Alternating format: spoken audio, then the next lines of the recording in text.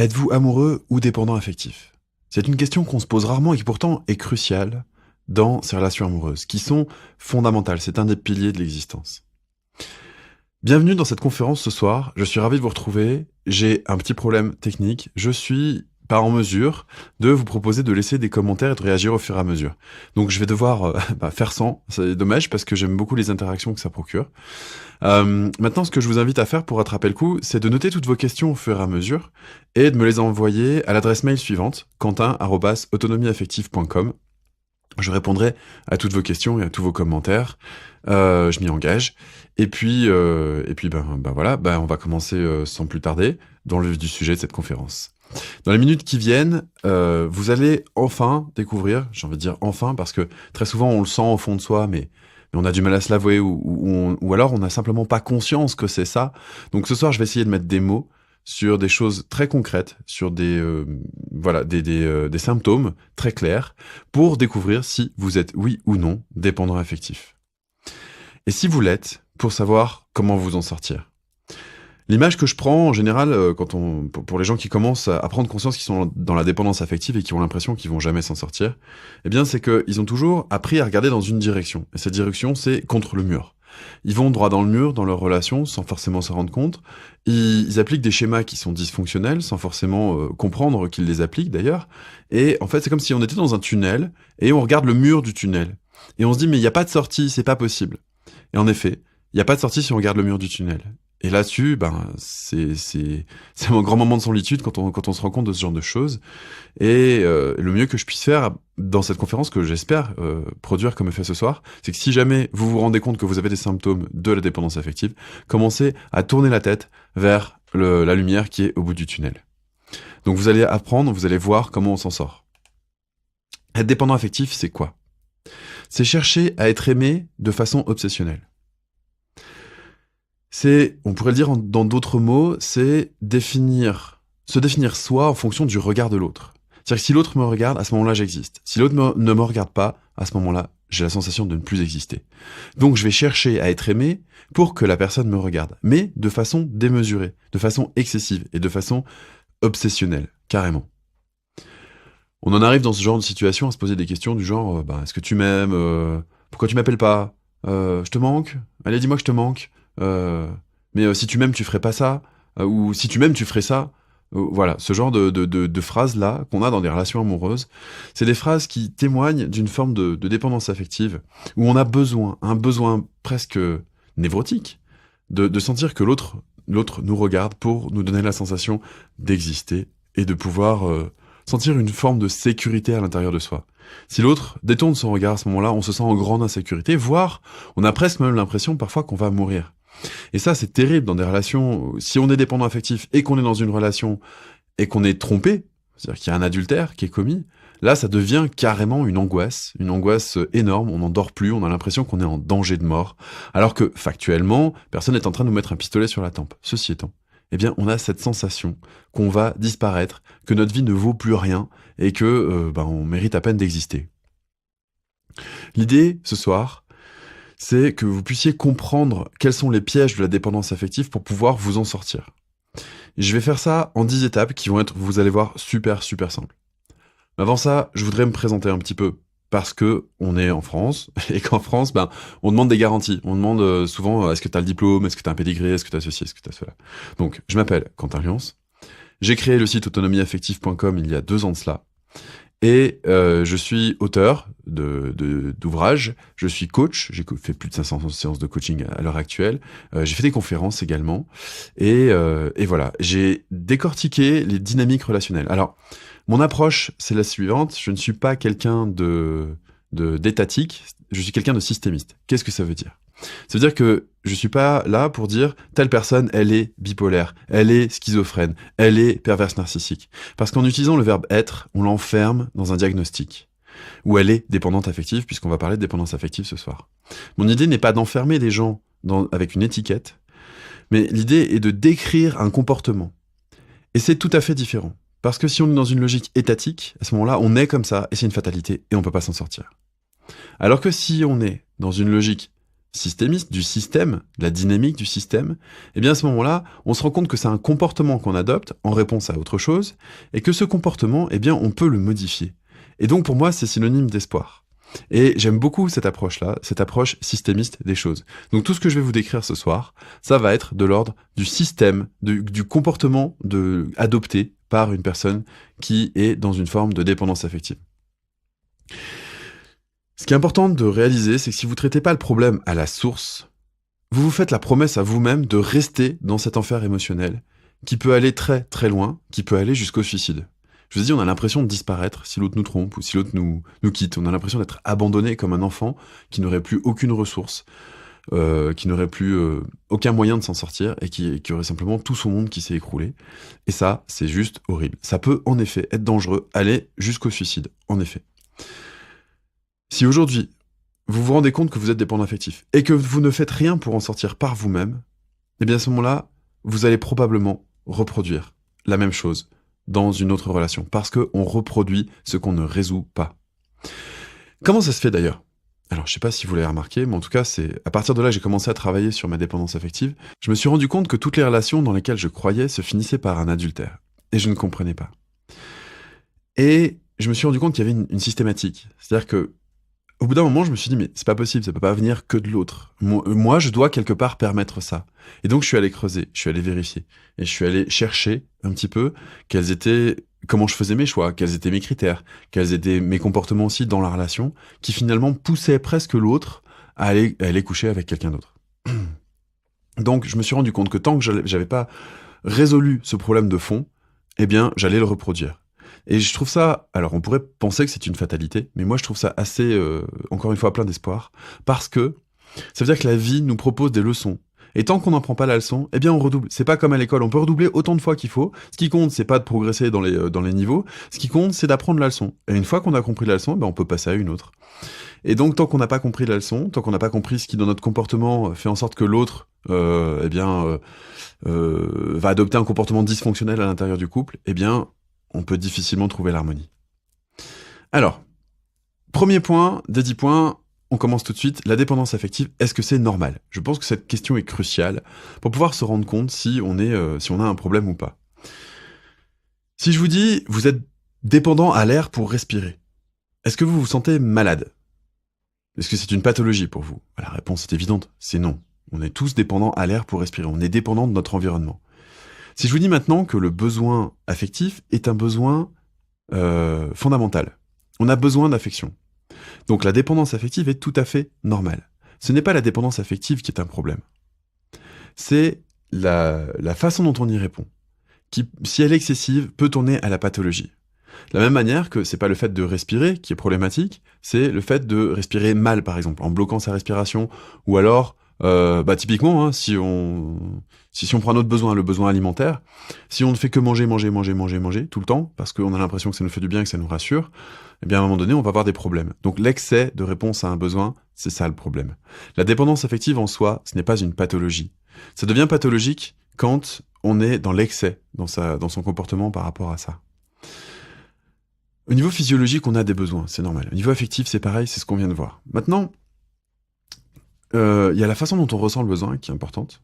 Est-ce que le besoin il est vraiment démesuré ou est-ce que il est correct ? Et ça va dépendre de son état de sécurité qu'on a à l'intérieur de soi. Plus on se sent en sécurité à l'intérieur de soi, moins on va être dans un excès de dépendance affective pour pouvoir se rassurer, pour pouvoir se sentir mieux, se sentir apaisé à l'intérieur de soi. Ce qui pose problème, c'est la stratégie qu'on emploie pour répondre aux besoins affectifs. Ce besoin affectif, il y a la façon de le ressentir qui peut poser un problème. Et la deuxième étape, c'est la stratégie qu'on emploie pour y répondre. Typiquement, si je suis mort de soif dans le désert et que je tombe sur une oasis avec de l'eau, j'ai énormément besoin de boire. Et je me retrouve dans cette oasis. Et pas de chance, moi, je bois que de la Vittel. Je bois de l'eau minérale et que de la Vittel. Et là, c'est de l'eau de source dans une oasis. Et je décide, non, je bois pas. Je bois pas parce que je bois que de la Vittel. Ma stratégie, elle est unique, je n'ai confiance qu'en la Vittel, et il y a que la Vittel qui pourra me sauver la vie. Là, il y a un petit problème quand même.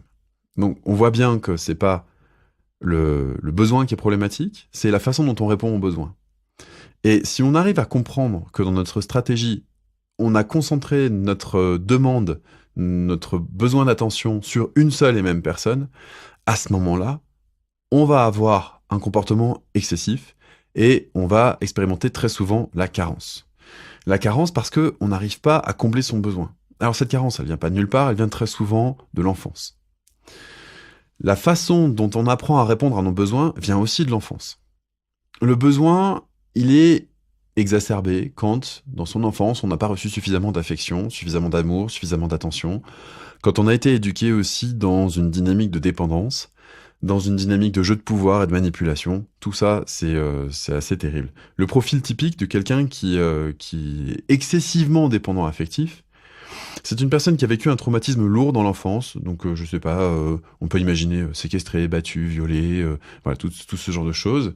Et en plus de ça, qui a grandi dans un environnement où la dépendance existait. Donc dépendance à une substance biochimique, comme de l'alcool, du tabac, des antidépresseurs, ce genre de choses, mais ça peut aussi être une dépendance comportementale, liée par exemple, je sais pas, au jeu d'argent, au rapport sexuel excessif, au besoin de se battre en permanence. Bref, il y a une dépendance à quelque chose, donc le besoin de se battre, c'est l'adrénaline qu'on va générer. Dépendance au jeu, c'est qu'on va se croire surpuissant parce qu'on va conjurer le sort, on va être plus fort que le sort soi-même. Bref, très souvent, c'est parce qu'on se sent impuissant et on va, à un moment donné, dans ses relations ou dans son comportement, chercher à retrouver cette puissance, mais de façon, encore une fois, avec une stratégie qui n'est pas adaptée.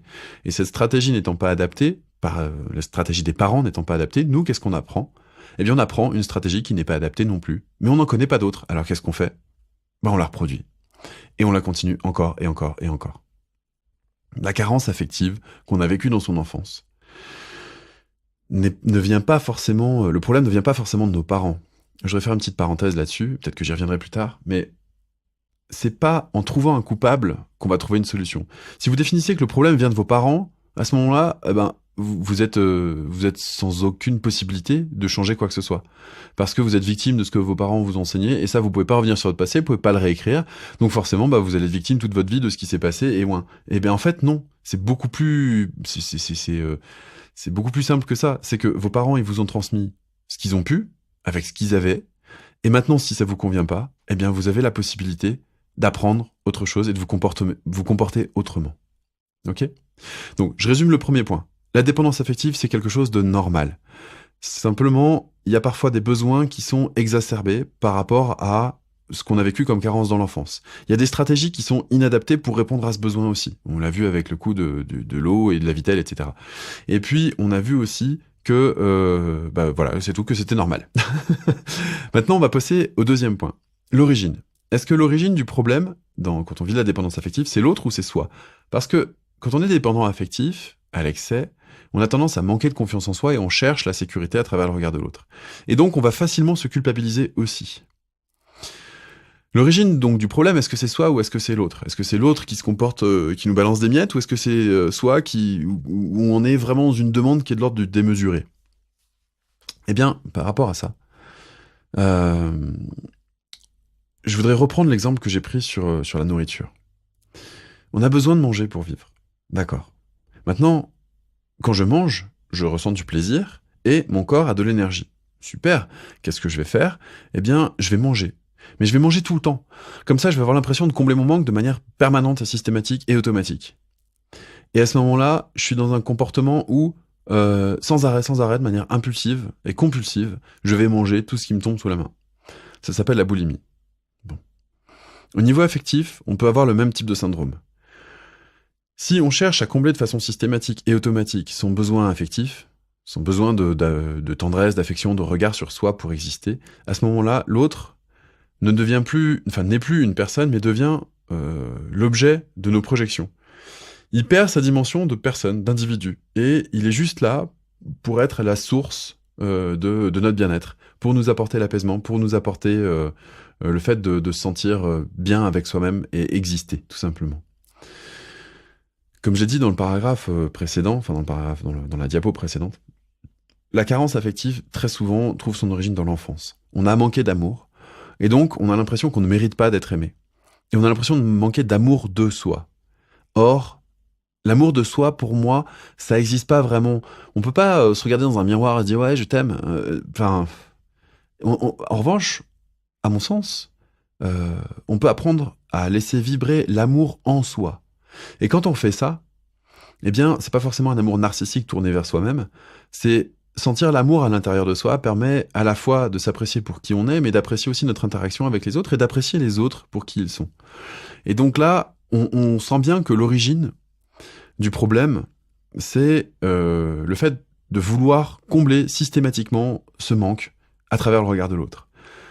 Alors, ça, c'est la partie dont on est responsable. L'autre, la partie dont il est responsable, c'est peut-être de nous mettre en situation d'insécurité en permanence pour maintenir aussi une dépendance, pour maintenir le lien, parce que ce lien, eh bien, s'il est maintenu, les deux parties en tirent profit, bien évidemment. Mais vraisemblablement, l'expression de la dépendance affective vient de soi et vient de cette carence affective qu'on a ressentie dans l'enfance et qu'on va chercher à combler à tout prix. La stratégie qui dysfonctionne dans l'histoire, c'est d'aller chercher à l'extérieur ce qui nous manque à l'intérieur. Même si ça paraît tout à fait logique. On va chercher l'estime de soi à travers le regard de l'autre. On va chercher à se valoriser, la valeur de soi. On va chercher la reconnaissance à travers le regard de l'autre. Et on va chercher tout ça à l'extérieur. Toutes les stratégies qui mènent à une forme de dépendance sont basées là-dessus. Je m'explique. Quand on a du mal avec la situation qu'on vit, très souvent, les hommes, qu'est-ce qu'ils font ? Ils se tournent vers l'alcool. C'est plus masculin que féminin, bien qu'il y ait des femmes qui boivent aussi, excusez-moi pour cette généralité, mais bref, qu'est-ce qu'on fait ? On va se diriger vers une substance biochimique, donc les hommes principalement, on va dire, c'est l'alcool, c'est une question de statistique, c'est une majorité. Les femmes, ça va plus facilement être des antidépresseurs. Donc, on va se tourner vers une substance biochimique pour éviter de ressentir ce manque à l'intérieur. Donc, on va essayer de combler ce manque qu'on a à l'intérieur de soi par quelque chose, par un substitut externe. Et quand on a ce substitut externe, ça nous apaise. C'est vrai à court terme. Mais à long terme, ça ne change pas le problème. Ça ne change absolument rien. Le manque d'amour, la carence de l'enfance est toujours là. On a beau essayer de la combler avec quelque chose d'extérieur, ça ne change pas. On peut chercher à combler les choses par soi-même. C'est-à-dire que, comme je le disais juste avant, si on commence à faire grandir l'amour en soi, à ressentir de la gratitude, à ressentir de l'amour à l'intérieur de soi, eh bien, la notion d'estime, de valeur, de reconnaissance, tout ça commence à s'apaiser parce qu'on n'est plus en train de se juger soi comme étant une mauvaise ou une bonne personne. On s'aperçoit juste que on existe, on est là, on fait partie de ce monde et on peut s'en réjouir, tout simplement, avec une sensation, comme je le disais, de gratitude. La gratitude, c'est vraiment quelque chose, alors c'est un mot qui est un peu galvaudé ces derniers temps, on l'entend beaucoup dans le développement personnel, donc ça veut plus forcément dire grand-chose, mais la sensation de gratitude, c'est qu'on est en état de grâce parce qu'on est en vie, on est là, on fait partie de ce monde, tout simplement. C'est pas un remerciement, c'est un état où on est là, et on est bien, et on est content d'être là, enfin on est satisfait, voilà, c'est ça. Donc, l'idée, c'est quand même de faire grandir l'amour à l'intérieur de soi au maximum pour ne plus aller chercher à l'extérieur tout ce qui est de l'ordre de l'estime de soi, la valeur de soi ou la reconnaissance. Et très souvent, d'ailleurs, ça marche à l'inverse. Je vais vous raconter une petite anecdote par rapport à ça. Passé un temps, j'étais enseignant dans l'éducation nationale et à un moment donné, j'avais un élève qui travaille très peu dans mon cours. Et je lui demandais, mais ok, d'accord, je comprends, ce que j'enseigne, ça t'intéresse pas, mais c'est quoi tes centres d'intérêt ? Sa réponse était, c'est le foot. Ah ok, génial. Dis donc, tu voudrais être footballeur professionnel ? Ouais, tout à fait. Ok, super. Et qu'est-ce que tu fais pour ça ? Qu'est-ce que tu fais pour construire ton rêve ? Tu joues dans un club, tu t'arbitres, t'entraînes des petits, tu fais quoi ? Et là, il me répond, l'année dernière, je jouais dans un club, mais cette année, je joue plus parce que je me suis blessé entre les 2 saisons et j'ai pas pu me réinscrire. Ah, d'accord. Donc maintenant, qu'est-ce que tu fais ? Par contre, je regarde tous les matchs à la télé, je connais toutes les machins. Et je lui dis, mais c'est quand même hallucinant. Ok, tu tiens au courant de tout, c'est bien, mais t'es le cul sur ton canapé, à zapper de chaîne en chaîne, et t'espères qu'un jour, le sélectionneur de l'équipe de France va venir te sélectionner, te dire, toi, je te veux dans mon équipe. C'est-à-dire qu'il voudrait la reconnaissance avant même d'avoir commencé à agir. Et là, il y a un petit problème. C'est-à-dire que si on veut de la reconnaissance, eh bien, on l'aura pas. On fait les choses parce qu'elles nous animent, parce qu'on les aime, parce qu'on a la foi en soi, en ça, ou en ce qui nous anime, et à ce moment-là, on a de la reconnaissance pour ce qu'on a fait. Mais c'est pas d'abord on a de la reconnaissance et après on fait les choses parce qu'on a été validé. On fait d'abord les choses parce qu'on se valide soi-même, et une fois qu'on s'est validé, eh bien on peut obtenir la reconnaissance des autres. Donc ne pas inverser la dynamique, encore une fois, à cet endroit-là. J'espère que j'étais clair. Encore une fois, si vous avez des questions, n'hésitez pas, quentin@autonomieaffective.com, envoyez-moi toutes vos questions par mail, j'y répondrai avec grand plaisir. On aborde le 3e point de cette conférence, la transformation de l'autre. Comme je l'ai dit tout à l'heure, l'autre n'a plus le statut d'individu. Il devient une source c'est comme un dealer. Il devient la personne qui va nous filer notre dose de bien-être, notre dose de confiance en soi, notre dose de validation. Et d'un seul coup, c'est magique. Toutes nos angoisses, elles disparaissent. Parce qu'on a l'impression d'avoir été comblé, mais complètement. Et du coup, l'autre, on le voit comme un passage obligé à notre propre bonheur. Si l'autre n'est pas là, à ce moment-là, on ne se sentira pas heureux. Et c'est pas l'autre avec un grand A, c'est cet autre-là, cette personne bien particulière sur laquelle on met l'étiquette source de mon bien-être. Il devient le symbole de la personne qui va régler nos carences d'enfance. Et c'est ce que j'appelle une relation réparation. Quand on considère que l'autre est là pour réparer nos carences d'enfance, eh bien on est en train de pervertir le principe même d'un couple. Un couple, c'est fait pour partager une expérience de vie, pour jouer le rôle aussi de miroir par rapport à ses propres croyances, parce que on va être dans une relation intime avec une personne qui n'a pas les mêmes croyances que soi. Donc on va pouvoir être dans une dynamique d'apprentissage, de confrontation à ses propres limites, qui vont ensuite nous permettre de grandir. Donc un couple, c'est pas forcément quelque chose de confortable. Le couple n'est pas fait pour nous rendre heureux. Le couple est fait pour construire une réalité à deux. Et cette réalité, elle va se construire dans le partage. Pas si on cherche à réparer. En fait, il y a deux types de couples pour moi, si on regarde les choses de manière un petit peu binaire, parce que c'est toujours, il y a des entre-deux, hein, bien sûr. Mais soit notre couple, il est pour réparer nos problèmes d'enfance, d'estime de nous, d'amour à l'intérieur de soi, etc. Soit il est pour construire quelque chose dans ce monde. Et ce n'est pas la même dynamique. Soit on est dans un couple construction, soit on est dans un couple de réparation. Sinon, on est dans un couple réparation. À ce moment-là, l'autre devient le symbole de la personne idéale qui va venir réparer tout ce qu'on a, qui nous fait souffrir à l'intérieur de soi, et donc qui va justifier que l'amour est plus fort que tout, même que soi-même. Oui, moi j'y crois à ça. Je pense que l'amour, c'est une force qui est... quand on ressent l'amour à l'intérieur de soi, c'est vraiment quelque chose de très très fort, mais on n'a pas besoin de l'autre pour ça. On peut ressentir l'amour d'être vivant, d'être dans ce monde. L'autre n'a pas forcément à incarner l'idéalisation de la relation amoureuse. Et c'est même dans cette phrase, il y a même un paradoxe. Incarner l'idéalisation. Vous imaginez? Ce qui est idéal ne peut pas être incarné, c'est une idée. Donc, si c'est quelque chose d'utopique, d'idéal, eh bien, ça ne peut pas exister dans la réalité. Ça ne peut pas être incarné dans notre monde, parce que notre monde est imparfait par essence. Ce qui veut donc dire que si on symbolise l'autre comme étant l'amoureux ou l'amoureuse idéale, eh bien, on ne peut pas vivre cette relation pour de vrai. On ne peut pas la vivre pour ce qu'elle est, on la vit pour ce qu'on projette qu'elle soit. Et là, il y a quand même un problème, il y a un gros décalage. L'autre n'est plus une personne, et la relation n'est plus une relation de construction. L'autre devient une source, et la relation devient une idéalisation de ce que peut être l'amour. L'autre chose que je voulais aborder aussi, c'est que dès l'instant où cette source s'éloigne, on a l'impression qu'on va mourir. Comme si le soleil s'échappait de notre système solaire, on pourrait pas survivre. Et là, on a un peu l'impression que c'est pareil. La personne, si elle s'éloigne de nous, on a l'impression on va mourir.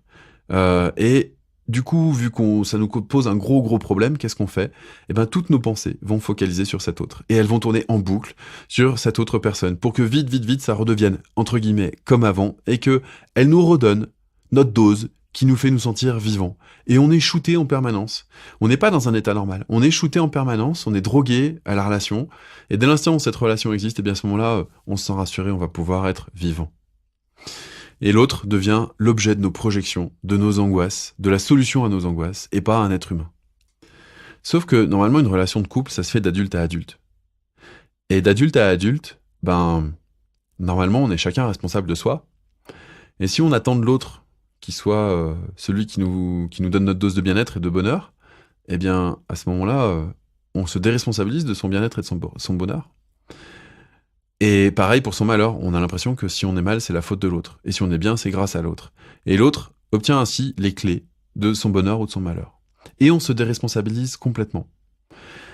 Et donc la personne n'est plus un être humain, c'est le gardien de son bien-être. Et on lui a filé les clés, finalement. On lui a laissé la possibilité de diriger l'entièreté de notre vie. Donc ça commence à être un gros problème. 4e point, les symptômes. Quand on est dépendant affectif, de façon pathologique, j'entends, on va avoir tendance à être dans une forme de sacrifice. C'est-à-dire que on va être plus préoccupé des autres que de soi-même. On a l'impression que on est dans le désamour de soi, et donc on ne mérite pas d'être aimé pour qui on est, et donc on va pouvoir aimer les autres encore plus. On va pouvoir se sacrifier pour les autres. On va toujours se plier en quatre. On va arranger son emploi du temps, on va donner de son énergie, on va donner de son argent, même quand on n'en a pas. On va donner plus que ce qu'on a.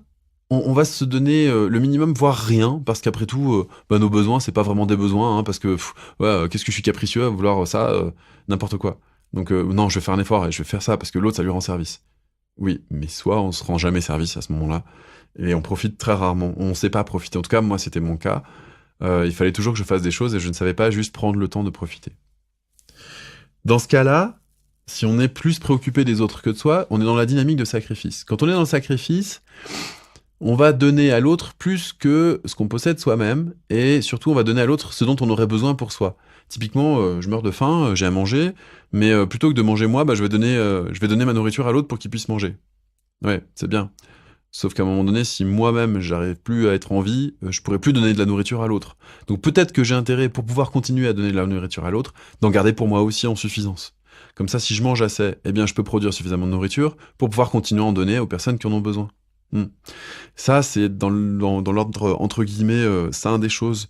Il y a une expression, je crois, alors je suis pas du tout religion, hein, désolé, mais je crois qu'il y a une expression qui dit charité bien pensée commence par soi-même, ou quelque chose de cet ordre-là.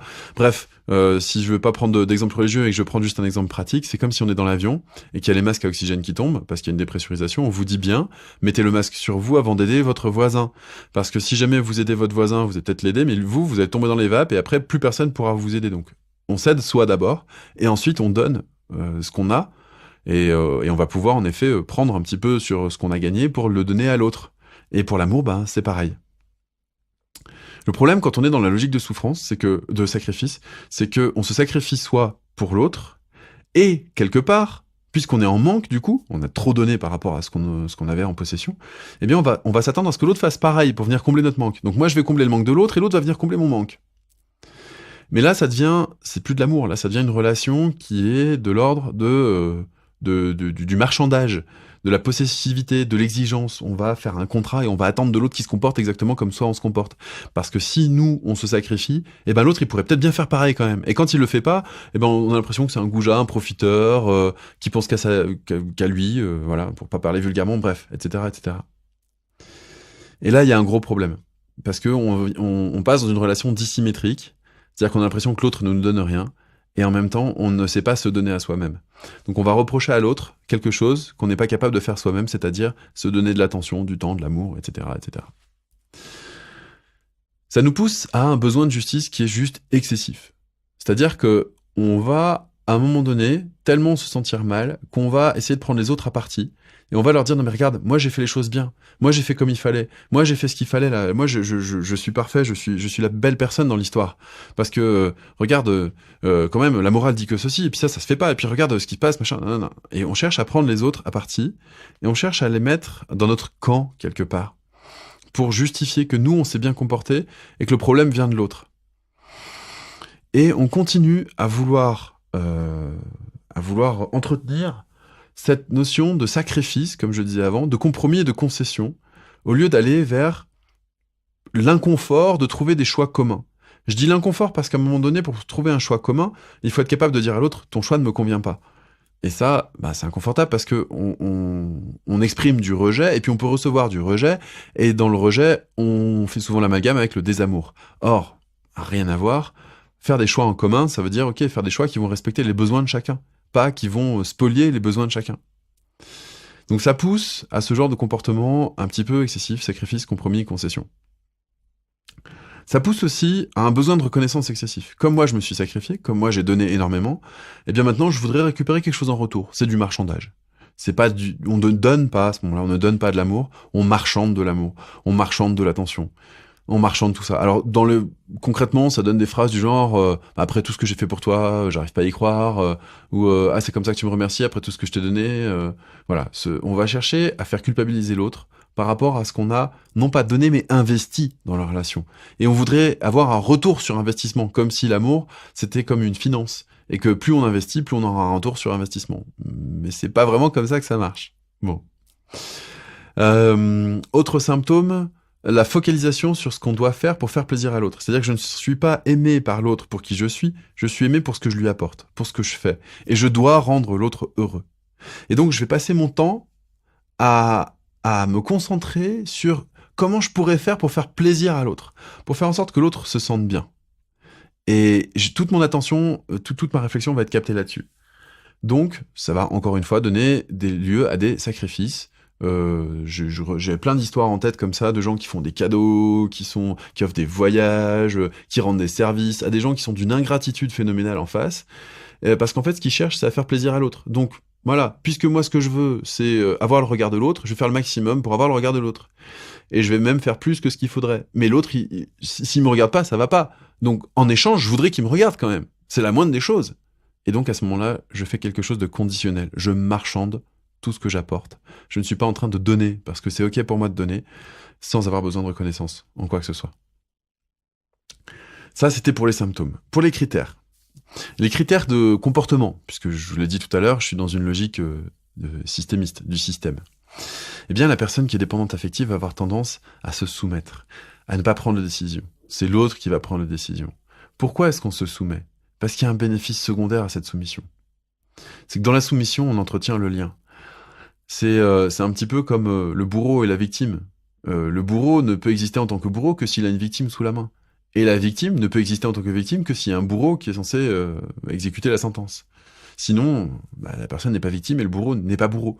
Donc, si on se soumet à l'autre, on crée un lien dominant-dominé, mais surtout on crée un lien. Et de ce lien, eh bien, on va en retirer la satisfaction d'exister. Donc on va se soumettre pour pouvoir exister.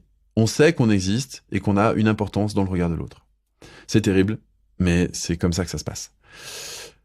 Pourquoi est-ce qu'on fait ça ? Parce qu'on a peur de perdre le lien, on a peur de la séparation. On a peur d'être abandonné, on a peur d'être trahi, on a peur en fait, on a peur de se retrouver seul et de pas être capable de reconnaître qu'on a de la valeur tout seul. On a besoin du regard de l'autre. Et donc si on perd le lien, on perd sa propre valeur. Et ça pose un gros problème parce que derrière, eh bien, on est incapable de s'affirmer dans le désaccord. On confond désaccord et conflit d'ailleurs très souvent. On a le droit de pas être d'accord sur quelque chose, on a le droit de pas être du même avis, et d'ailleurs, c'est même tant mieux parce que ça entretient la différence. Plus on est différent, plus l'échange peut être riche, plus on peut apprendre de l'autre. Si on était exactement pareil l'un et l'autre, ben, ok, au bout d'un moment, excusez-moi l'expression, mais on se ferait chier, quoi. On est là, ok, bon bah ouais, on est pareil, on fait pareil, on pense pareil, on mange pareil, on dort pareil, on fait les mêmes activités. Mais au bout d'un moment, l'humain, il a besoin de diversité, il a besoin d'autre chose, il a besoin de renouveau, il a besoin d'aventure. Et donc, on a besoin du désaccord. Et on a besoin de pouvoir s'affirmer dans le désaccord, sans forcément pour autant être dans le conflit. Sauf que quelqu'un qui est dans la dépendance affective, c'est-à-dire dans la stratégie d'adaptation démesurée pour pouvoir obtenir le lien qu'elle recherche, eh bien, on va avoir peur du désaccord. Pourquoi ? Parce que exprimer son désaccord, eh bien, quand on est dans la dépendance affective, c'est dramatique, parce qu'on a l'impression de rejeter l'autre, et que l'autre va le prendre contre lui. Et comme il va le prendre contre lui, eh bien, il va s'éloigner de nous. Et s'il s'éloigne de nous, nous, on a l'impression qu'on va mourir. Donc, c'est juste pas possible. Le désaccord ne doit pas exister chez un dépendant affectif. Voilà, j'espère que j'étais clair là-dessus. Un autre critère, c'est qu'on manque de confiance dans ses propres ressources. On croit qu'on a toujours besoin des autres pour nous sécuriser, qu'on n'a pas ce qu'il faut à l'intérieur de soi, comme ressources de créativité, de prise de recul, de réflexion, de capacité à partager, pour pouvoir avancer autrement et faire en sorte que ça se passe bien par la suite. Parce que si on y regarde bien, finalement, c'est nos ressources intérieures qui nous permettent d'aller vers ce qu'on appelle le succès. Le succès, c'est juste l'obtention de ce qu'on s'est projeté comme étant nécessaire à notre réussite. Mais c'est tout à fait relatif tout ça. Chacun a une définition tout à fait personnelle du succès. Et quand on ne croit pas en ses propres ressources pour atteindre le succès, eh bien encore une fois, on va faire appel à quelque chose d'externe. Et en faisant appel à ce quelque chose d'externe, eh bien on se soumet à un système, on se soumet à l'autre et on a l'impression que ah bah ouais non mais ce sera quand même plus facile parce que tout seul c'est juste pas possible. Donc on ne croit pas en ses propres ressources. On a énormément de mal aussi dans ces cas-là à envisager d'être seul. Seul quelques heures, ça peut être une grande angoisse. Plusieurs jours, on n'en parle même pas. C'est la fin du monde. Donc la solitude, c'est juste pas envisageable quand on est dépendant affectif. On a besoin du regard de l'autre. Ou alors, ça peut s'exprimer aussi à l'inverse, je suis en train d'y penser. Ça peut être une recherche d'extrême solitude, parce que dès l'instant où on a le regard de l'autre, eh bien, on va être insatisfait, il va y avoir quelque chose qui va nous manquer, ou alors on est en méfiance, parce que on a une carence dans l'enfance, alors voilà, on a une carence aussi. Bref, tout comportement excessif par rapport à la solitude, c'est-à-dire ne pas la supporter ou la rechercher à outrance, témoigne d'un problème de gestion du besoin affectif. Il y a aussi l'idéalisation de l'amour et de la relation par rapport à la réalité. J'ai exprimé vite fait tout à l'heure, je vais y revenir dessus un petit peu. Quand on idéalise l'amour, c'est que on va croire au potentiel de l'autre. On va voir l'autre, et ça je l'ai fait pendant longtemps, on va voir tout ce qu'il y a de beau en l'autre, tout ce qu'il y a de bien en l'autre. Mais c'est travers, on va lui chercher des excuses, on va essayer de le comprendre, on va être dans une forme d'empathie, et on va pas spécialement se dire non mais moi ça me convient pas, je veux autre chose. Et on va toujours chercher à justifier. Et donc, on va vivre dans l'idéal, parce on voit bien que concrètement, dans la réalité, ça se passe pas comme on voudrait. Mais on va s'accrocher à cette vision idéale qu'on a de l'amour. Oui, mais un jour il se rendra compte, ou un jour elle va réaliser, etc., qu'on a vraiment de la chance d'être ensemble, que c'est une belle relation, et ouais, enfin, si c'était une belle relation, ça se passerait bien. Si ça se passe pas bien, c'est que la relation en elle-même, elle est pas belle, faut se l'avouer à un moment donné, faut le regarder en face, quoi. Et tant qu'on vit dans l'idéal, eh bien, on peut pas le vivre. Parce que l'idéal, c'est pas le vivant. Le vivant, il est réel. Et tant qu'on vit dans un concept de couple, dans un concept de l'autre, eh bien, on vit pas dans la réalité.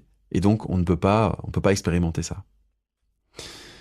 Autre critère, l'hypersusceptibilité ou l'hypersensibilité, c'est-à-dire que le comportement de l'autre, on va le prendre directement de manière personnelle.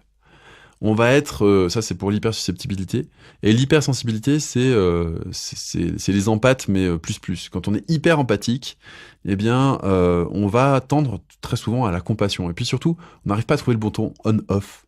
On va toujours être sensible à l'autre, on va toujours regarder l'autre et toujours être en recherche d'un lien hyper fort pour se rassurer bien sûr sur sa propre existence. Je le disais tout à l'heure. Un autre critère, c'est qu'on aliène ses propres besoins et son ordre de priorité. C'est-à-dire que, par dépendance affective, on va être capable de dire non, mais je dors pas, tu m'appelles à n'importe quelle heure du jour et de la nuit, je serai toujours là pour toi. Ouais, mais non, parce que si j'ai besoin de dormir, là, tu vois, je serai pas là pour toi, là. Ouais, non, mais à un moment donné, moi, j'ai besoin d'aller prendre l'air, donc ça fait 5 jours qu'on est enfermé, même si t'as besoin que, je sais pas, je te fasse un câlin, ou je te rassure sur quelque chose, ou que je travaille avec toi, bah en fait, moi, c'est non. Là, stop, ça s'arrête, parce que mes besoins, ils sont là, et je vais les prendre en compte.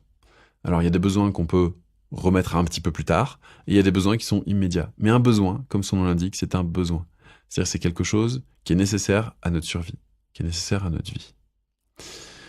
Un autre des critères aussi, c'est qui va avec la notion de soumission aussi, c'est d'accepter des actes dévalorisants à son encontre. Alors, quand on dit ça, on pense très souvent au rapport sexuel, dévalorisant, sadomaso, choses comme ça. En effet, ça rentre dans ce que je suis en train de dire. Mais il n'y a pas que ça, il y a aussi des phrases de rabaissement permanentes. Il y a aussi au quotidien une dévalorisation de chaque solution qu'on essaye de mettre en place. Et ça se clôture avec des phrases du genre ouais, de toute façon je te l'avais bien dit, ou mais de toute façon t'as deux mains gauches, ou tu fais toujours tout de travers, ou voilà. Ça, eh bien c'est un critère qui montre une forme de dépendance affective, c'est qu'on accepte de recevoir ça. Et voire même, on y croit. On croit qu'on est maladroit, on croit qu'on n'est pas à l'aise, on croit qu'on n'est pas normal, et on va se remettre en question soi, et on va se dévaloriser soi à travers le regard de l'autre. Alors c'est quand même terrible, parce que ce qu'on recherche, ça va être valorisé, je le disais tout à l'heure, et au final on va récupérer exactement l'inverse. Et c'est là où ça commence à détruire les relations de dépendance affective. Alors, on a beaucoup parlé des symptômes, des comportements, mais il y a maintenant aussi un thème que je voudrais aborder, c'est la notion des croyances. J'ai défini 4 croyances fondamentales. Alors, il y en a beaucoup plus, mais simplement celles-là, elles sont systématiques. On les retrouve dans chaque cas de dépendance affective. Parce que l'objectif de cette conférence, c'est quand même de savoir si, oui ou non, on a un profil de personnes qui se comportent de manière dépendante sur le plan affectif. En tout cas, qui a l'expression d'une pathologie du lien. Et ça vient pas de nulle part, ça vient des choses qu'on croit. Comme j'expliquais tout à l'heure, on a un besoin qui est peut-être démesuré, exacerbé parce qu'on a une carence dans l'enfance, mais surtout on a une façon d'y répondre. Et cette façon d'y répondre, elle vient pas de nulle part, elle vient de certaines croyances qu'on a. La première de ces 4 croyances que je voudrais aborder avec vous, c'est la suivante. La croyance fondamentale, c'est que on a l'impression que Sa valeur personnelle et son bonheur ne peut venir que de l'extérieur. On l'a déjà vu, mais je le redis parce que c'est vraiment hyper important. Ma valeur personnelle et mon bonheur ne peuvent venir que de l'extérieur. C'est vraiment un point fondamental. On l'a déjà vu tout à l'heure sur les notions de substances biochimiques qui viennent de l'extérieur, les solutions qui viennent de l'extérieur, l'alcool, la drogue, l'autre, le sexe, le jeu, bref, tous ces comportements où l'extérieur va venir nourrir notre faille narcissique personnelle fondamentale de notre enfance. Et la croyance que mon bonheur ne peut exister que s'il vient de l'extérieur est un problème. On peut changer cette croyance. On peut finir par constater que sa valeur personnelle et son bonheur, eh bien, on peut en être l'architecte. Et on peut les fabriquer soi. Et on n'a pas forcément besoin du regard de l'autre pour que ça se produise. Le regard de l'autre, c'est la solution de facilité. La substance extérieure, c'est aussi la solution de facilité. On va chercher quelque chose qui va être immédiat et efficace tout de suite et maintenant parce que c'est insupportable d'avoir cette sensation de ne pas exister. Sur la durée, on n'arrive pas à l'encaisser, on n'arrive pas à le tenir, donc on veut quelque chose qui fonctionne très très bien et très très vite et très puissant. Et ce quelque chose, du coup, vient de l'extérieur. Et ça crée une pathologie du lien. Deuxième croyance fondamentale, par rapport à la pathologie du lien, c'est on va m'aimer que si je suis gentil. C'est ce que j'appelle le « je t'aime si ». Quand on est enfant, on apprend que nos parents vont nous donner de l'intérêt ou de l'attention si, et seulement si, on fait ce qu'ils nous demandent. Parce qu'en faisant ce qu'ils nous demandent, on ressent de leur part une forme de... Alors, on appelle ça de la gratitude, mais de reconnaissance. En tout cas, on a l'impression de valoir quelque chose parce que la personne nous dit « Ah bah merci, hein, t'es bien gentil, hein, etc., etc. » Donc, je vais t'aimer en tant qu'enfant que si tu fais ce que je te demande en tant qu'adulte. Donc, si je te commande, si je te contrôle, si je te manipule quelque part. Parce que l'enfant qui a pas envie de faire son truc, on va dire « Mais t'es pas gentil, hein ?»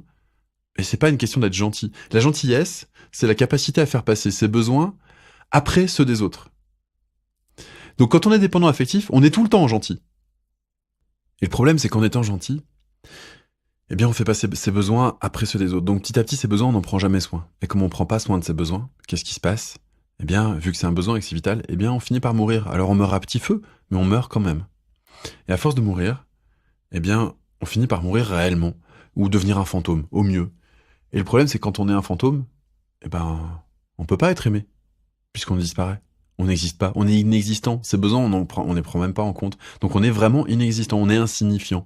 On se sent soi-même suffisamment insignifiant pour faire passer l'autre avant soi. Et au bout d'un moment, l'autre, qu'est-ce qu'il fait ? Eh ben, il nous considère de la même manière, insignifiant ou insignifiante. Mais c'est nous qui l'avons demandé dans notre comportement. À un moment donné, je crois qu'il faut vraiment réaliser ça. C'est-à-dire que si moi, je pense que s'il y a que en étant gentil que je vais pouvoir être aimé, eh bien, je me mets le doigt dans l'œil jusqu'au coude. Parce que on n'aime pas les gens gentils. On peut pas les aimer, les gens gentils. Les seules personnes qu'on aime, c'est celles qui s'affirment. Mais quand on est dépendant affectif, on a tellement peur de casser le lien que on ne s'affirme pas. On a peur du conflit. On l'a vu tout à l'heure. La troisième croyance fondamentale, c'est la suivante. C'est si je crée un lien qui ne pourra jamais être défait parce que l'autre aussi va en être dépendant, alors je vais être assuré d'avoir le lien à vie. Et comme le lien me donne la sensation d'exister, eh bien, je vais être heureux toute ma vie. Voilà. Et en fait, c'est si j'entretiens la dépendance, alors je suis assuré de vivre un lien amoureux. Si je fais en sorte de me rendre indispensable pour l'autre, alors je garantis le fait que j'aurai une relation amoureuse. Et ça, c'est vu que j'ai une pathologie de la relation, eh bien c'est la relation qui m'intéresse plus que l'autre en tant que personne.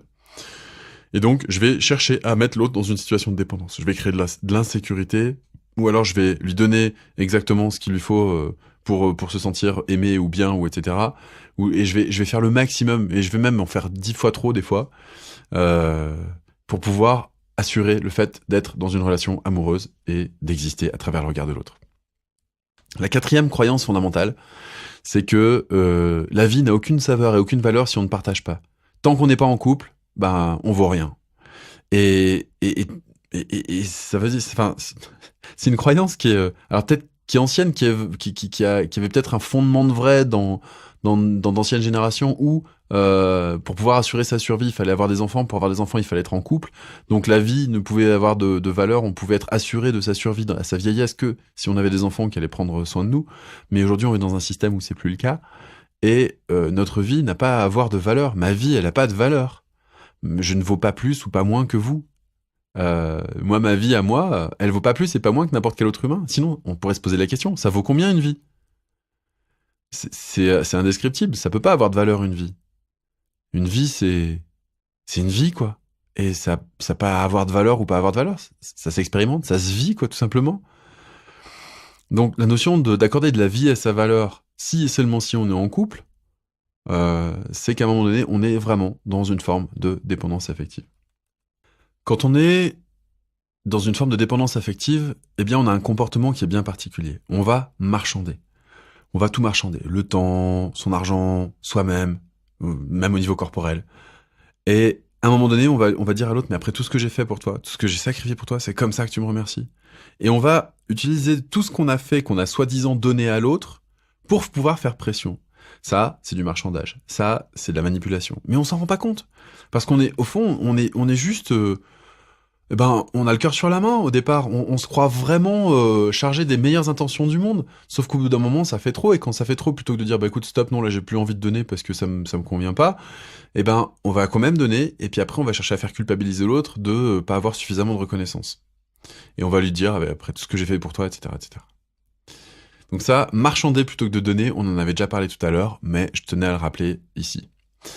Prendre sur soi aussi les problèmes des autres. Alors là, c'est les gens qui sont trop empathiques, on en a parlé aussi tout à l'heure, ou trop dans la compassion, et qui vont toujours avoir besoin de résoudre des problèmes, ou alors d'écouter des problèmes pour se sentir vivant. Comme si la vie devait être un drame en permanence.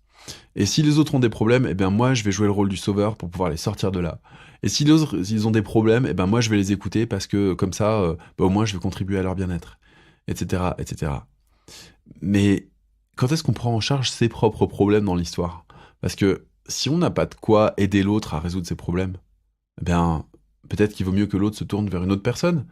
Et puis les problèmes des autres, c'est aussi les problèmes des autres. Moi, je me suis rendu compte d'un truc, quand je vivais en couple de dépendance affective, c'est qu'à chaque fois que je cherchais des solutions pour l'autre, j'empêchais l'autre d'être créateur de ses propres solutions. Je m'en suis rendu compte après. Mais c'était une manière de prendre le contrôle, de me rendre indispensable, de faire en sorte que l'autre ne puisse plus avoir de solution par elle-même pour s'en sortir dans la vie. Et donc, je prenais sur moi ces problèmes, je les résolvais, et donc je me disais, comme ça, j'aurais le lien garanti. Enfin, je me le disais inconsciemment, hein, pas forcément, c'était pas conscient. Et donc, à force de prendre sur moi les problèmes des autres, d'essayer de trouver des solutions, je créais des relations indispensables, donc de dépendance. Et donc, j'étais garanti que la relation existait. Et donc, je me sentais vivre.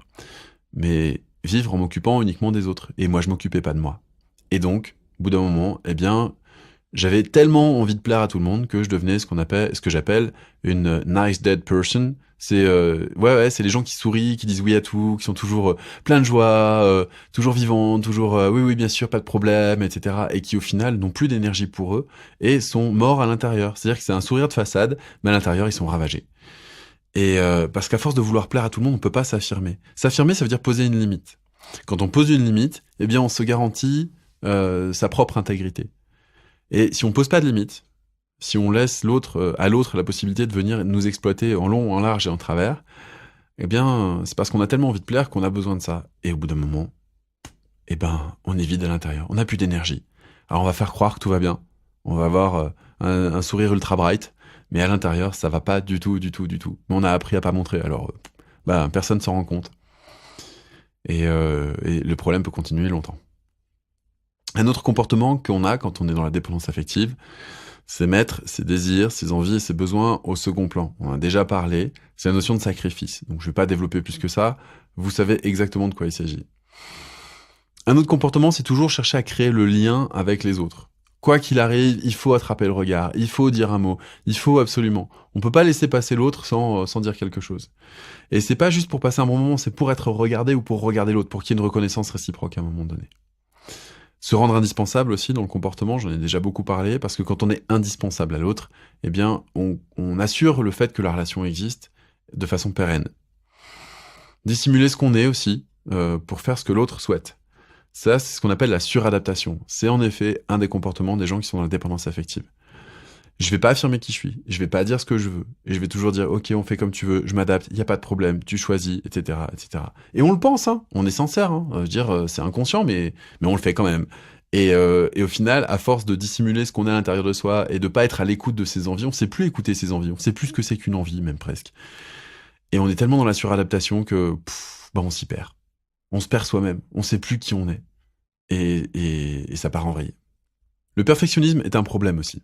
Quelqu'un qui est perfectionniste est quelqu'un qui veut absolument avoir le comportement parfait. Donc c'est en lien avec le je t'aime si, c'est-à-dire que si la personne a le comportement exact qu'il faut, eh bien il sera aimé. Mais il n'a pas le droit d'être défaillant, c'est-à-dire qu'il va être dans la surexigence vis-à-vis de soi-même. Pourquoi ? Pour pouvoir se rapprocher de l'idéal de soi, qui lui mérite d'être aimé, parce que le réel de soi, eh bien, est médiocre. Et on ne peut pas aimer la chose médiocre, on ne peut aimer que la chose parfaite. Et l'expression de son plein potentiel aussi. Ça, on sent qu'on est une belle personne à l'intérieur de soi et on voudrait pouvoir exprimer ça, mais on n'y arrive pas et on se sent frustré. Et donc on va chercher le perfectionnisme, on va chercher à être parfait, irréprochable, à toujours bien faire les choses, pour pouvoir correspondre le plus possible à l'idéal de soi. Sauf que l'idéal de soi, c'est une idée, c'est pas une réalité. Et il y a toujours une différence entre l'idéal de soi et le réel de soi. Maintenant, qui on est vraiment ? On est le réel de soi, pas son idéal. Et ça, c'est difficile parce que ça veut dire faire le deuil de certains sujets, de certains aspects qui nous paraissent pourtant, qui nous permettent on se dit que ça nous permet de rêver, alors qu'en fait, pas du tout, parce que ça nous empêche de construire. Et qu'à force de vivre dans l'idéal, eh bien, on ne vit pas dans le réel. Et à force d'être perfectionniste, on est dans la surexigence. Et la surexigence à l'autre, eh bien, ça devient une forme de tyrannie vis-à-vis de soi et vis-à-vis de l'autre aussi, parce qu'on va projeter sur l'autre ce qu'on fait avec soi. Je parle peut-être un peu vite, je m'en excuse, mais je m'emballe. Mais en fait, le perfectionniste, il a tellement pas droit à l'erreur, il va tellement se reprocher ses erreurs qu'il va aussi reprocher indirectement les erreurs aux autres. Et quand il reproche les erreurs aux autres, il est intransigeant, il est tyrannique. Et la personne qui est perfectionniste avec elle-même devient tyrannique avec son entourage. Et là, c'est vraiment terrible. Il y a la suradaptation, j'en ai déjà parlé juste avant, tout ça se recoupe de toute façon. Toujours faire le caméléon social ou voilà, toujours s'adapter aux besoins de l'autre, à la façon de parler de l'autre, s'habiller en fonction de ce que l'autre va attendre, être toujours en train d'être d'accord avec l'autre pour le valoriser, bref, tout ce qui est de l'ordre de la suradaptation. À un moment donné, on en a parlé aussi, il y a un comportement manipulatoire. Pour pouvoir se faire aimer, on va marchander, on va manipuler l'autre. Il y a un comportement d'immaturité affective aussi. Il y a que l'autre qui peut me rendre heureux. Moi, je peux pas être heureux ou heureuse toute seule, ou tout seul. Ça, c'est preuve d'immaturité affective. On n'est pas mature. On n'est pas adulte. On n'est pas autonome sur le plan affectif. Et on se dit pas, en fait, si l'autre m'aime pas, il a le droit de pas m'aimer, c'est pas grave. Moi, je peux peut-être me rendre heureux avec d'autres personnes, ou moi tout seul, je sais pas. Mais, à un moment donné, se dire qu'il y a que l'autre qui peut nous rendre heureux, ça, c'est l'expression d'un petit enfant intérieur vis-à-vis de sa maman ou de son papa, quoi. Et ça, c'est important de le dépasser, de réussir à grandir. Mais c'est pas forcément super évident à faire. Il y a l'angoisse de la solitude, on en a déjà parlé. On se sent inexistant sans le regard extérieur. Il y a la recherche de fusion aussi. Parce qu'en fait, quand on est en fusion, notamment dans l'acte sexuel, eh bien, on s'oublie complètement. Et quand on s'oublie, on n'existe plus. Et quand on n'existe plus, on existe pleinement, en fait. C'est paradoxal, mais en disparaissant dans le néant, finalement, on existe comme si on était partout. Et notre recherche de fusion, eh bien, ça nous rassure. Ça nous rassure sur le fait que, ouais, on est reconnu, oui, on a une certaine puissance, et en même temps, tout disparaît. Donc, plus rien n'a d'importance. Et c'est assez bizarre. Le phénomène de fusion, je sais pas si ça vous parle, ce que je dis là, mais le phénomène de fusion, eh bien, c'est se perdre soi et se fusionner à l'autre. Et au bout d'un moment, ça, c'est insupportable. Et donc, on va finir par rejeter l'autre. Alors après, quand on est en dépendance affective, on a une tolérance à la fusion qui est beaucoup plus grande que quand on ne l'est pas. Et donc, forcément, eh bien, on va rarement rejeter l'autre. Mais à un moment donné, on est deux individus, même si on est capable de se faire l'amour et de mélanger nos fluides corporels, on ne mélange que ça. On va pas mélanger tout son être dans l'autre. Ça, c'est juste pas possible. On peut pas fondre deux êtres humains ensemble. Sinon, ça doit faire très très mal parce qu'il faut chauffer vachement fort. Bon, bref. La fusion, c'est un des comportements que la personne qui est en dépendance affective peut adopter. Les attentes impossibles aussi. On rejoint un petit peu ce que je veux dire dans le perfectionnisme, mais là, c'est dans les attentes. On va exiger de l'autre des choses qui sont totalement inadaptées à la réalité, ou alors qui voudraient dire que l'autre fonctionne comme soi. C'est-à-dire qu'on va projeter sur l'autre. Typiquement, allez, je prends un exemple, parce que ça fait un moment que je parle de théorie, mais là, je vais prendre un exemple. Je rentre du travail, je suis censé faire les courses, moi, je suis quelqu'un d'efficace, en un quart d'heure, c'est bon, les courses, elles sont pliées pour la semaine. Je sais exactement ce que je veux, je sais exactement où c'est, je sais exactement dans quel ordre c'est rangé dans le magasin. Bim bam boum, j'y vais, tac, je prends la caisse qui en général a le moins de personnes et en un quart d'heure, j'ai fini les courses. C'est extrêmement rapide, c'est extrêmement efficace. Et quand je demande à l'autre, parce que aujourd'hui j'ai pas pu aller faire les courses, je demande à l'autre, ben tiens, tu peux aller faire des courses là, s'il te plaît, c'est ton tour. Sauf que l'autre va mettre 3 quarts d'heure pour faire ce que moi je fais en un quart d'heure. Elle va me répondre, bah non, parce que là tu vois, c'est l'horaire des bouchons, je peux pas, machin, t'as vu l'heure qu'il est. Et là, je vais lui en vouloir. Je vais avoir une attente impossible parce que c'est pas adapté à sa réalité. C'est adapté à la mienne, mais elle n'est pas moi. Et donc, mon attente est inadaptée à la réalité. J'espère qu'avec l'exemple, c'est plus clair.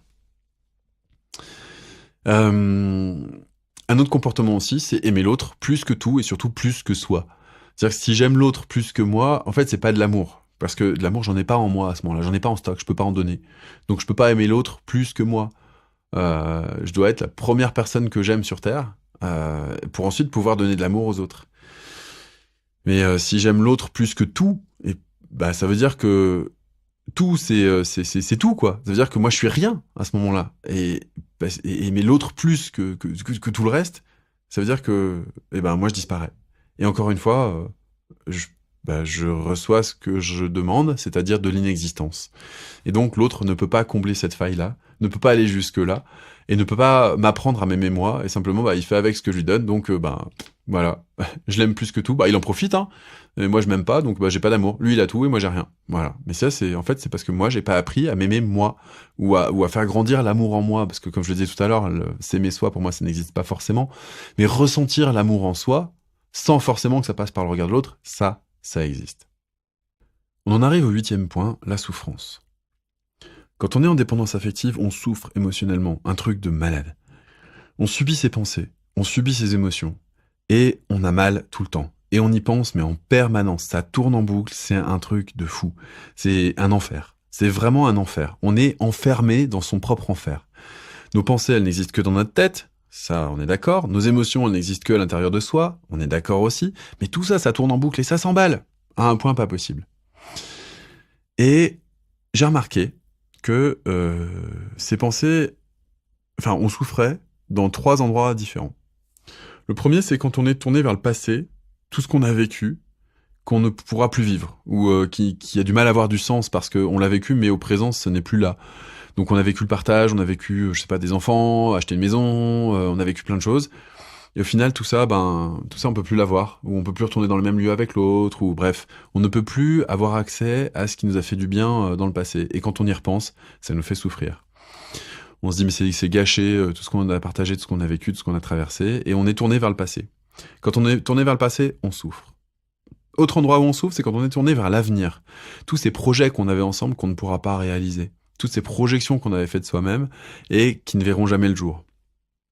Et là, ça demande un travail de deuil, et ça fait du mal. C'est très difficile, ça fait souffrir, parce que cet avenir, c'était une façon de se réaliser soi. Et là, on est obligé d'en faire le deuil. On ne peut plus y avoir accès.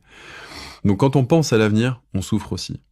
Et puis il y a un 3e endroit où on souffre, c'est quand on essaye d'être dans les pensées de l'autre, ou de savoir ce que ressent l'autre, quand on est chez l'autre, en résumé. Quand on cherche à être chez l'autre, on souffre horriblement. Parce qu'on ne sait pas ce que l'autre ressent. On ne sait pas ce que l'autre pense. Et on se pose la question, mais comment l'autre est-ce qu'il me voit ? Quelle est l'estime que l'autre a pour moi ? Est-ce que l'autre m'aime ou ne m'aime pas ? Et on est en insécurité en permanence et on se pose des milliards de questions. Et c'est juste infernal. Donc il y a 3 endroits où on est vraiment en souffrance, quand on est dans le passé, dans l'avenir ou chez l'autre. Il y a un point caractéristique, il y a un point commun de ces 3 états de souffrance. C'est qu'à chaque fois qu'on souffre dans ces endroits-là, je me suis rendu compte que on n'était jamais ici et maintenant. On est soit dans le passé, soit dans l'avenir, soit chez l'autre. Et c'est des endroits où on ne peut pas exister. On ne peut pas exister dans le passé n'est pas accessible. On ne peut pas y aller. On ne peut pas exister dans l'avenir n'est pas encore là. Il n'y existe que les projections d'avenir qu'on a dans sa tête, mais pas l'avenir. Et on ne peut pas exister chez l'autre. Je ne peux pas rentrer à l'intérieur de la tête de l'autre, je ne peux pas rentrer dans les émotions de l'autre, je ne peux pas me fusionner dans l'autre, je ne peux pas posséder l'autre et aller à l'intérieur de son corps. Ce n'est pas possible. Donc, notre inconscient nous envoie de la souffrance pour nous rappeler que le seul endroit où on peut vivre, c'est dans son propre corps, dans l'ici et maintenant. Et tant qu'on n'accepte pas de recevoir ce message, on va se faire souffrir soi-même avec ces pensées qui tournent en boucle. Et la souffrance est le fruit d'une chose qui, pour moi, est systématique. C'est le décalage qu'on constate entre ce qu'on veut vivre et ce qu'on vit vraiment. Et plus ce décalage est grand entre ce qu'on veut et ce qu'on vit, eh bien plus la souffrance est grande. Typiquement, si le décalage est très faible, c'est ce qu'on appelle une contrariété. Je vis quelque chose, c'est pas ce que je voulais. Bon, je sais pas, ma voiture démarre pas alors que j'étais un peu pressé. Bon, voilà, une petite contrariété. Je veux quelque chose, ma voiture démarre et je vis, mais ma voiture démarre pas. Donc, contrariété. Ok. Maintenant, ça peut grandir un peu plus. C'est-à-dire le sujet peut avoir plus d'enjeux, et puis le décalage peut être encore plus grand. Par exemple, je sais pas, je veux être champion de tennis et je viens de me faire amputer des jambes des deux jambes. Et ben là, ce sera forcément de l'handisport. Mais là, avant de l'accepter, ça va être compliqué, quoi. Donc le décalage entre ce qu'on veut et ce qu'on vit, il est parfois très très grand. Et le pire, c'est quand on se sent impuissant à rapprocher ce qu'on veut de ce qu'on vit. À ce moment-là, on tombe en dépression. Et la souffrance, elle est juste à son paroxysme. J'ai fait un programme entier sur la souffrance, donc je vais pas le développer plus que ça dans cette conférence ce soir. La souffrance, alors deux types de souffrance, la souffrance liée à la rupture, et puis la souffrance d'une manière générale. Alors c'est des gros programmes qui demandent un investissement personnel conséquent, mais qui offrent des clés qui sont phénoménales. Pour vous donner un ordre d'idée, avant j'avais une période de déprime qui durait quasiment 3 mois, de mi-janvier à mi-avril ou mi-mars, ça dépendait des années. Et je souffrais, mais vraiment, enfin, j'étais vraiment pas bien, et je comprenais pas d'où ça venait, quoi. Et puis, quand je vivais des contrariétés, ça pouvait durer 3 semaines, facilement, ouais. Je ruminais, ça allait pas, voilà, ça durait 3 semaines. Maintenant, quand je souffre, ça m'arrive encore, mais très rarement. Déjà, ça m'arrive beaucoup moins souvent qu'avant. Et en plus, quand ça m'arrive, ça dure entre 3 et 30 minutes. C'est-à-dire que je suis passé de 3 mois à, allez, en moyenne, on va dire, un quart d'heure, quoi. Et c'est pourtant de la vraie souffrance. Mais simplement, j'ai appris à la traiter, et à la traiter autrement. Alors si ça vous intéresse, je vous invite à aller sur mon site autonomieeffective.com et vous regarderez les programmes sur la souffrance. On en arrive maintenant au 9e point que je voulais voir. Les fausses solutions, les pièges. Les pièges quand on est dans une forme de dépendance affective et que parce que c'est loin d'être exceptionnel, c'est extrêmement commun la dépendance affective et que du coup on essaye d'écouter notre entourage pour trouver des solutions parce que soi-même on a la tête dans le guidon, on a mal et donc on va chercher des solutions encore une fois à l'extérieur. Donc les gens vont nous dire par exemple que le temps. Eh bien, le temps, avec le temps, tu verras, ça ira mieux, on s'en remet toujours, etc. Mais quand on est en plein dans le truc, on n'a pas du tout l'impression qu'on va s'en remettre, déjà, premièrement. Et ensuite de ça, le temps, alors des fois, on peut se dire, c'est bon, dans quelques temps, ça ira mieux. Sauf qu'en fait, ça marche pas comme ça. Pourquoi ? Parce que le temps, il fait rien. Le temps, il n'a pas de muscles. Le temps, il peut pas agir. Ce qui compte, c'est ce qu'on fait dans le temps qui nous est imparti. Et bien sûr, si on fait des choses sans l'autre, eh bien on apprend qu'on peut vivre sans le regard de l'autre. Donc ça fait du bien. Simplement, si on fait des choses sans l'autre et qu'on fait l'autruche, c'est-à-dire qu'on regarde pas vraiment le fait qu'on est toujours, on n'a pas résolu le problème, quoi. On laisse passer du temps en faisant d'autres choses, mais en se voilant la face. Et résultat des courses, si un jour on se remet en relation, les mêmes problèmes vont ressurgir. Parce que le temps, lui, il fait rien. Le temps, il permet juste d'apaiser peut-être la souffrance qu'on ressent à l'intérieur de soi, mais il va pas résoudre le problème. Tant qu'on ne s'est pas attaqué au problème, il sera pas résolu. Tant qu'on n'a pas regardé en face quel était le fond du problème, eh bien, c'est pas le temps qui va réparer ça. Pas du tout. Il y a même des gens qui n'arrivent jamais à faire le deuil d'une relation pendant toute leur vie. Ça arrive. J'ai rencontré des gens, j'ai coaché des gens qui étaient en dépendance affective depuis une dizaine d'années. Ils n'arrivaient pas à s'en sortir. Bon, ça va mieux maintenant, je vous rassure. Deuxième piège, la diabolisation de l'autre ou des parents. Qu'est-ce que j'appelle la diabolisation ? Eh bien, c'est définir que le coupable, c'est l'autre. Eh oui, c'est plus facile, ça évite de se remettre en question soi. Donc l'autre, c'est la victime, c'est le méchant, c'est la personne qui nous a filé des miettes émotionnelles, les parents, c'est eux qui nous ont mis en situation de carence affective, etc., etc. Alors, je voudrais aborder quelque chose qui, pour moi, est fondamental. Quelle que soit la thérapie que vous choisissiez de faire un jour, si vous avez besoin de faire une thérapie, si un jour on vous dit que le coupable, c'est l'autre, à ce moment-là, méfiez-vous de ce thérapeute. Pourquoi ? Parce que trouver un coupable ne résout pas le problème. Trouver un coupable permet de définir une cause potentielle du problème. Et en définissant ça, eh bien, au lieu de se réapproprier son propre pouvoir, ça nous met encore plus dans l'impuissance. Parce que c'est arrivé dans notre passé, on peut pas le changer. Donc, typiquement, si je suis comme ça, c'est la faute de mes parents. Ouais, c'est parce que, je sais pas, mon père s'est suicidé, ou mon père m'a battu, ou bref, c'est la faute de l'autre. Ouais, c'est bien, mais si on définit que c'est la faute de l'autre, Comment est-ce qu'on peut se réapproprier son propre pouvoir pour sortir de là? Eh ben, on peut pas. Et on reste victime toute sa vie. Donc diaboliser l'autre, dire que c'est la faute de l'autre au lieu de prendre sa responsabilité à soi, c'est un piège qui permet certes d'aller mieux à court terme, mais qui à long terme ne résout absolument pas le problème. Ok? Voilà pour le principe de la diabolisation. Autre piège, se tromper de cible. Quand on a un comportement qui est problématique, comme je l'ai décrit tout à l'heure dans ce qui est la pathologie du lien, eh bien, la cible, c'est pas nos parents, c'est pas l'autre, c'est pas la relation, c'est soi et sa façon de gérer la relation. C'est là-dessus qu'il faut concentrer son énergie et son attention. C'est même ses propres besoins. De quoi est-ce que j'ai besoin dans la vie et comment est-ce que j'y réponds? C'est quoi ma stratégie pour y répondre? Ça, c'est la vraie cible. La cible, c'est comment on fonctionne. Soi. C'est pas comment fonctionne l'autre. Alors, on est souvent en train de critiquer comment fonctionne l'autre. Ouais, mais il a dit ci, il a dit ça, et puis en général, il fait ci, il fait ça, et on essaye de le mettre dans des cases. Mais on oublie de se regarder soi. On se dit qu'on a raison, soit de toute façon. Donc voilà. Mais on se trompe de cible. La vraie cible du fait, qui est la cause. Pardon. La véritable origine du problème, c'est notre façon de fonctionner. Et notre façon de fonctionner, c'est un comportement. Encore une fois, un comportement, ça se change. On n'est pas un problème. Le problème, c'est pas soi. Le problème, c'est le comportement qu'on adopte pour répondre à un besoin. Et ce comportement n'est pas adapté. Donc la vraie cible, c'est le comportement qu'on adopte. C'est le choix stratégique. C'est pas l'autre, c'est pas les parents, c'est pas l'enfance, c'est pas ça. C'est la façon dont on a de répondre à un besoin. Alors ça m'emmène sur la théorie des lianes. Je sais pas si vous connaissez. Mais les gens qui sont en dépendance affective et qui sont dans un couple et qui sont arrivés au bout de ce couple et qui n'en peuvent plus, eh bien en général vont passer à un autre couple parce que sans le regard de l'autre, il n'existe pas. Et donc on va passer de liane en liane. Enfin, l'image c'est ça, c'est de passer d'amant en amant ou de maîtresse en maîtresse. Enfin bref, de relation en relation, comme si on passait de liane en liane pour ne jamais être seul, parce qu'on a l'impression qu'on va tomber si jamais on s'accroche à aucune liane. Mais ça, c'est une impression. En fait, on est en train de marcher au sol et on attrape des lianes, mais on est en train de marcher au sol. Simplement, on croit qu'on est en train qu'on est à 10 mètres de haut et que si jamais on lâche, on va tomber. Si jamais on est seul, on va se casser la gueule. C'est une impression, c'est pas une réalité. En réalité, on a tout ce qu'il faut pour être autonome dès l'instant où on est adulte. Et puis le dernier syndrome, c'est le syndrome de l'autruche. Alors ça, c'est un syndrome qui est très particulier. Parce que dans la dépendance affective, c'est un petit peu comme la dépendance à une substance biochimique, donc une drogue, je sais pas, prenons l'héroïne par exemple. Et à un moment donné, les cures de désintoxication, on va nous mettre en quarantaine. On va nous mettre dans une pièce où on n'aura pas accès à notre drogue. D'accord, très bien. On va nous mettre dans un centre de désintox, donc dans un lieu privilégié où on ne pourra pas trouver la substance en question qui est vraiment le problème. Ok, très bien. Donc on va faire une purge. Ok, admettons. Mais quand on ressort dans la réalité, on est de nouveau confronté à la rue, aux dealers, aux anciens contacts qu'on avait, aux anciennes personnes qui se droguaient aussi avec nous, et tous ces gens-là, on peut les recontacter du jour au lendemain.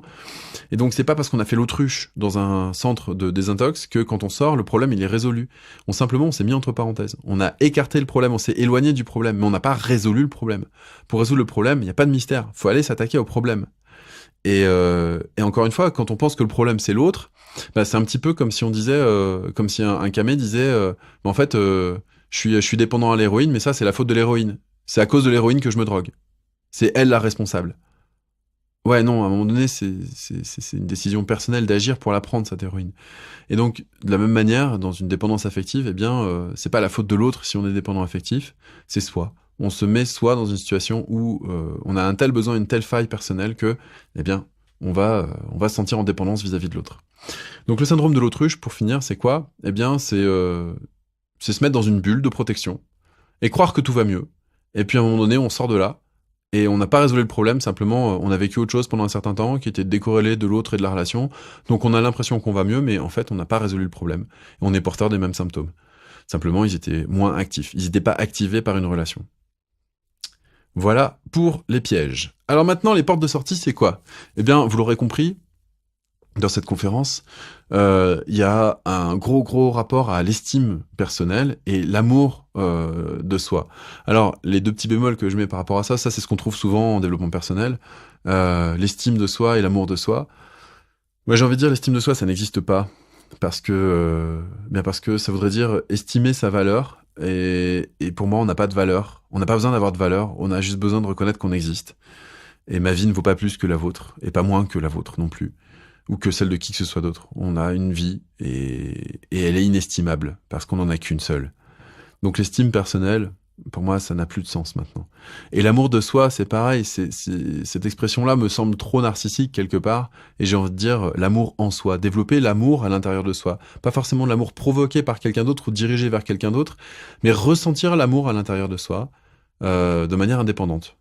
Ok, donc développer l'amour en soi et développer le fait que la valeur de soi n'existe pas. Et donc la valeur de l'autre non plus. L'autre n'est pas supérieur à soi.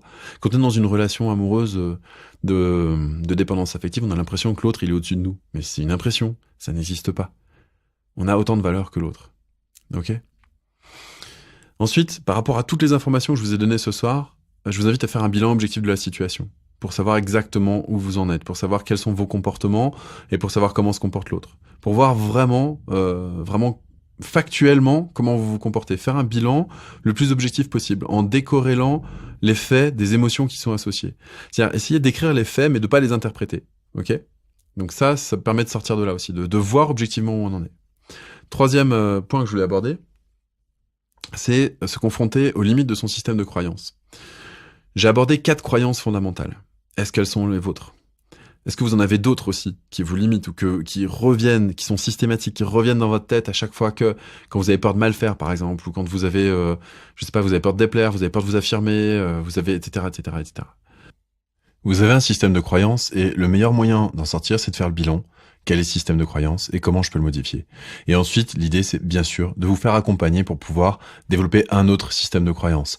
Mais ça, c'est dans un second temps. Dans un premier temps, le plus important, c'est vraiment de faire le bilan de où vous en êtes dans votre façon de gérer les relations et comment est-ce que vous exprimez toutes ces croyances qui vous limitent dans le fait d'avoir un couple harmonieux que vous méritez, mais clairement, mais comme tout le monde, j'ai envie de dire. Donc par rapport à ça, moi, ce que j'ai développé, c'est un livre. J'ai écrit un livre de 180 pages qui permet de faire le bilan tout seul pour éviter que ça coûte trop cher aussi, parce que je pourrais vous proposer des séances de coaching à chaque fois, mais je pense que ça vous coûterait trop cher. C'est 89 € la séance et là, je pense que dans l'immédiat, ce qui est urgent, c'est que vous puissiez vous faire un travail sur vous.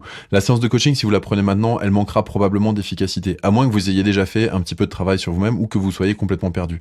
Mais sinon, ce que j'ai envie de vous proposer, c'est un pack complet pour vous sortir de la situation la plus urgente dans laquelle vous vous trouvez probablement, que j'imagine, à savoir une situation de dépendance affective assez infernale, une souffrance liée à une rupture, fort probablement parce que c'est dans la plupart des cas, c'est dans ces moments-là qu'on en prend conscience, ou alors quand on est dans un couple qui n'avance pas, où c'est très difficile et où on ressent énormément de souffrance quand même.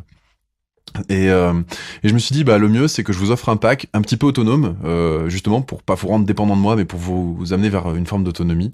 Et je l'ai appelé le pack Sortir de la dépendance affective. Dans ce pack, il y a le livre de 180 pages qui s'appelle Guérir du mal d'amour, qui vous permet de faire le bilan de vos croyances, qui a des questions introspectives qui vont loin, ça pique. Les gens qui l'ont lu, j'en ai vendu plus de 300 à l'heure actuelle, et les gens qui l'ont lu m'ont dit, mais c'est incroyable la puissance des questions du début, et quand on prend vraiment le temps de faire les exercices, c'est un outil extraordinaire qui permet vraiment d'avancer. Ensuite, un autre e-book qui s'appelle Les rôles dans la dépendance affective, pour vraiment comprendre où vous en êtes, comment ça se fait que vous en soyez là et comment ça se fait que c'est toujours le même scénario qui se répète à chaque fois. C'est décortiquer le scénario et quels sont les rôles dans la dépendance affective. Un troisième e-book, c'est Êtes-vous amoureux ou dépendant affectif, qui reprend plus ou moins ce qu'on a vu ce soir, mais en plus de détails. Ça va encore plus profondément. Et puis le programme de 4h15 de formation qui vous permet de gérer la souffrance liée à la rupture ou même tout type de souffrance, j'ai envie de dire, ça peut se projeter, ça peut s'appliquer à énormément de situations, parce que qu'on soit en rupture ou pas en rupture, très souvent, quand on est dans la dépendance affective, on se sent seul. Qu'on soit en couple ou pas en couple, on n'est pas bien. En fait, on n'est pas bien quand on est seul et on n'est pas bien quand on est en couple. On se sent isolé et pas compris, et incompris et mal aimé en plus. C'est ça le pire. Voilà. Et donc, l'ensemble de ce pack, je vous le propose à 49 €. Voilà, je pense que je peux pas faire mieux pour vous accompagner. Là, vous venez d'avoir une conférence gratuite qui a duré quasiment 1 heure. Et là, je vous propose des outils avec une offre promotionnelle qui, à mon avis, défie toute concurrence. Et avec ça, moi, ce que j'espère, c'est que vous puissiez sortir à moindre frais. C'est même pas la valeur d'une séance d'un psy, hein, tout ce que je vous propose là, mais c'est des outils extrêmement puissants qui ont déjà fait leur preuve. Et l'objectif, c'est juste qu'un maximum de gens puissent sortir de cette situation de dépendance affective qui est totalement infernale. Donc n'hésitez pas, sautez sur l'occasion, allez-y, cliquez sur le lien en dessous, c'est 49 €, vous ne les regretterez pas. Si jamais de toute façon ça vous correspond pas, eh bien il y a toujours la possibilité de demander un remboursement par simple envoi de mail. Donc allez-y, vous craignez, en fait vous risquez rien si vous risquez une chose, c'est de vous sentir mieux dans votre vie. Alors si vous voulez prendre le pari, si vous voulez vraiment y aller, bah allez-y, cliquez sur le bouton en dessous et je vous assure que vous n'allez pas le regretter un seul instant. Sur ce, je vous souhaite une excellente fin de soirée et je vous dis à très bientôt. Au revoir. Merci de votre attention.